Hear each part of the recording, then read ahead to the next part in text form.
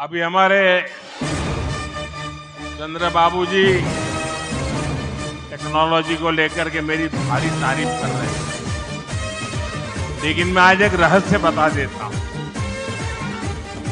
जब मैं गुजरात में नया मुख्यमंत्री बना तो मैं बाबू हैदराबाद में बैठ करके किस किस प्रकार के इनिशिएटिव ले रहे हैं उसका बड़ा बारीकी से अध्ययन करता था और मैं उसमें से बहुत कुछ सीखता था और उसे आज मुझे लागू करने का अवसर मिला है, मैं लागू कर रहा हूं। ఇప్పుడు చంద్రబాబు గారు మీ అందరి ముందు నాకు టెక్నాలజీ నాతో మొదలైందన్నట్టుగా ప్రశంసిస్తున్నారు. కానీ నేను మీ అందరికీ కూడా ఒక రహస్యం చెప్తాను.